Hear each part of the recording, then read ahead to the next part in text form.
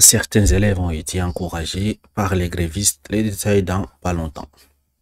Ça, c'est les éléments des forums des anciens qui nous disent cela. Qu'est-ce qui s'est passé à Sifra? Vous savez, depuis quelques jours, les anciens sont en grève. Ils réclament leurs primes, en fait. Donc, aujourd'hui, ce qui s'est passé à Sifra, des élèves ont lancé une opération de délogement dans plusieurs écoles privées de la ville. Situation tendue en cours. Nous allons voir ce qui s'est passé au fait. Oui.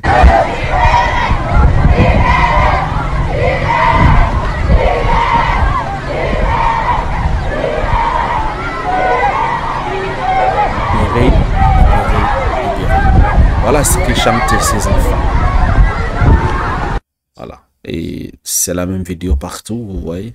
Avec ces enfants, libérés, libérés. Voilà donc les images à Sinfra. Aujourd'hui, donc, grève des anciens après les propos du DG de la fonction publique sur un plateau télé dont voici quelques extraits.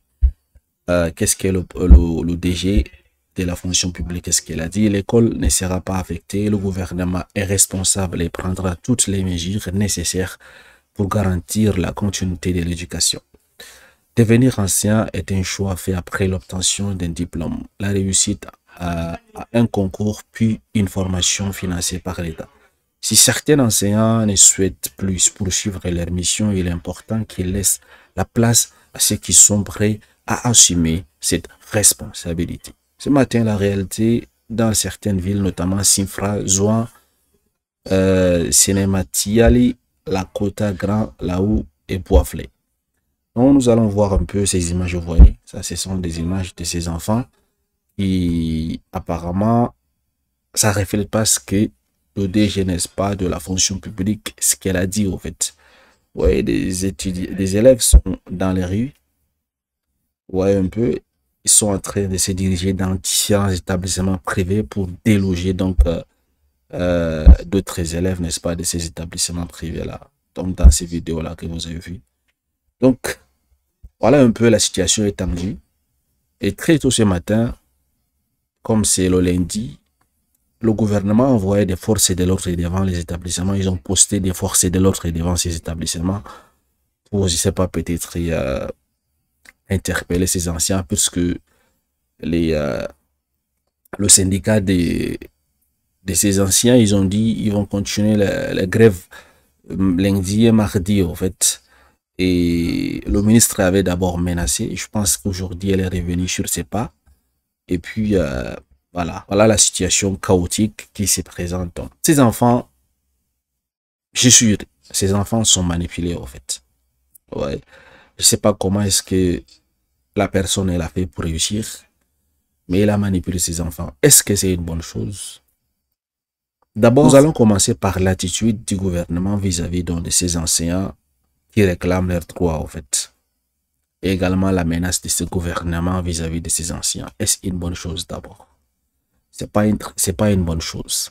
Il fallait, que de menacer, il fallait donc proposer le dialogue, les négociations. Déjà, c'est même pas des salaires que ces anciens réclament. C'est juste des primes, en fait. Et comme l'a dit l'autre personne, il y a du budget pour financer le truc culturel d'Assalfo, pour financer le Miss France, toutes ces choses, mais il n'y a pas de prime pour les anciens qui, n'est-ce pas, encadrer les futurs cadres, n'est-ce pas, du pays. C'est un peu bizarre. Et le problème, les grèves de ces anciens, ça ne date pas d'aujourd'hui. Ce n'est pas aujourd'hui qu'ils réclament ces primes, en fait. C'est depuis, maintenant, ça fait 3 ans. Donc, jusqu'à maintenant, ils n'arrivent pas à régler cela. Et cela inclut dans le code, n'est-ce pas, de du travail, au fait, de ces anciens. C'est un droit que le gouvernement devrait verser à ces anciens.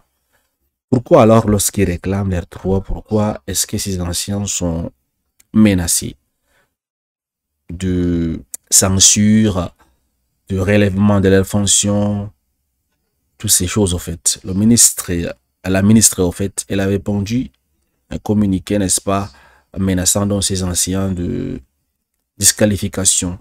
Toute personne qui ne sera pas à son poste cette semaine. Elle est revenue sur ses pas pour essayer de calmer les nerfs. Parce qu'elle a vu, n'est-ce pas, les anciens étaient déterminés. Voilà la situation en grosso modo. Moi, je dirais que le gouvernement a fait erreur ici. Ils ont fait faute. Ils devraient négocier avec ces gens. Même si actuellement, disons, supposons qu'il n'y a pas de fonds pour ces primes-là. Supposons qu'il n'y a pas de fonds. Il fallait faire, c'est pas une communication, un dialogue. Vous convoquez donc ces syndicats. Vous leur donnez un peu un calendrier. Bon, peut-être, disons, d'ici peut-être octobre. Voilà ce qui va se passer. Tellement les anciens sont nombreux. Bon, nous allons commencer à débloquer les primes des anciens de telle région, par exemple.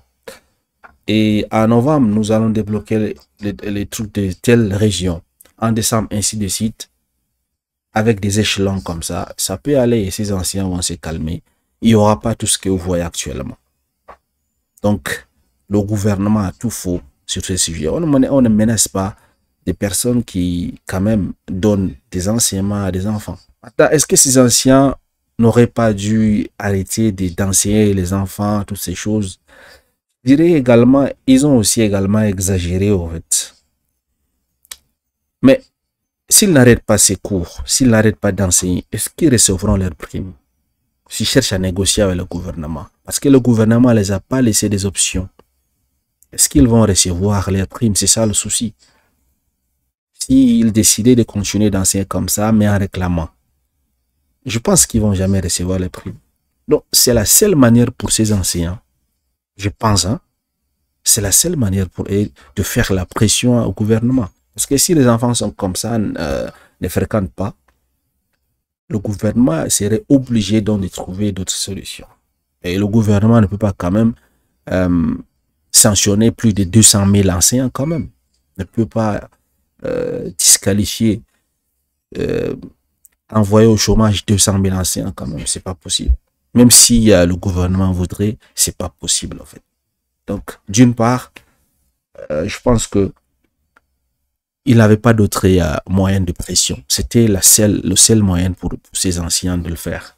De ne plus enseigner, en fait.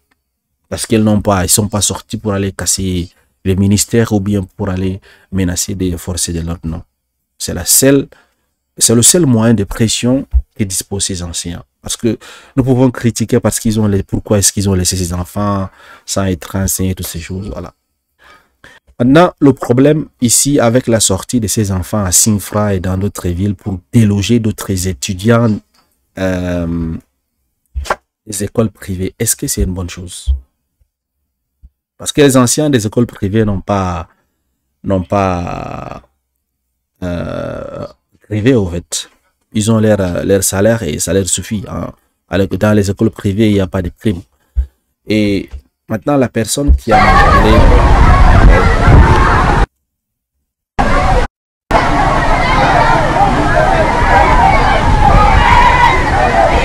Maintenant, la personne qui a manipulé ses enfants pour les envoyer pour aller déloger des enfants dans les écoles privées, est-ce que c'est une bonne chose? C'est très dangereux, en fait. Pour ces enfants, pour les enfants qui, dans les écoles ils se dirigent là-bas, ça peut causer des bousculades et des morts. D'ailleurs, ne soyez même pas étonnés, d'ici la fin de la journée, on vous annonce que beaucoup des étudiants sont morts, beaucoup des élèves sont morts lors des bousculades, toutes ces choses, il y a eu bagarre. Vous voyez un peu. Et ça, je pense que la personne qui a tenté ces coups-là, il n'a pas pensé à ça. Ça peut vraiment faire tourner des choses au chaos. Ou n'est-ce pas que ces enseignants reçoivent leurs primes. Maintenant, finalement, nous allons assister peut-être à des drames, en fait. Et puis, ces personnes, si on les retrouve, ils seront sanctionnés. C'est pas une bonne idée d'envoyer ces étudiants, ces élèves-là, dans les établissements privés. En plus, ces établissements n'ont pas décidé de crever. Les anciens de ces établissements sont satisfaits de leur travail et ils sont satisfaits de leur salaire. Vous voyez un peu. Donc, la personne qui a initié, qui a provoqué cela, qui a envoyé ces élèves-là, je pense que... Vous savez, les enfants ne réfléchissent pas. Il suffit juste que vous leur dites quelque chose. Vous, les enseignants, ils vous voient comme des parents. Tout ce que vous dites, ils vont accepter de le faire. Et si vous les demandez d'aller déloger des étudiants dans les écoles privées, ils partiront, ils iront en fait. Et maintenant, les drames qui vont causer dans ces écoles-là, s'il y a eu mort d'hommes, s'il y a eu des blessés, s'il y a eu des dégâts matériels, ça serait la faute à ces personnes-là, à ces anciens qui ont incité à ces étudiants, n'est-ce pas, d'aller faire ces choses. Ouais. J'espère que les partis politiques ne sont pas derrière cette situation. En tout cas, j'espère vraiment. Et j'espère que les syndicats ne sont pas derrière cette situation. Parce que les répercussions peuvent être très graves. Vous voyez un peu, il faut réfléchir vraiment avant d'initier certaines choses. Donc, comme il a dit ici, Sinfra, certains élèves ont été encouragés par les grévistes. Et les grévistes, c'est qui? Ce sont les enseignants. Les détails, dans pas longtemps. Bah, je pense que si le gouvernement retrouve ces personnes qui ont encouragé ces étudiants-là, ces élèves-là, ça va être très, très mauvais pour eux, en fait. Parce que imaginez-vous que là où ils ont envoyé ces enfants dans les écoles privées, imaginez-vous que les enfants là, ils se bousculent comme ça et puis un de ces élèves meurt. C'est grave, hein? C'est grave. Donc, j'espère que la personne va vite rappeler ces enfants là et puis avant que le pire n'arrive. Dites-moi qu'en pensez-vous de cette situation et excellente soirée à vous. À très bientôt.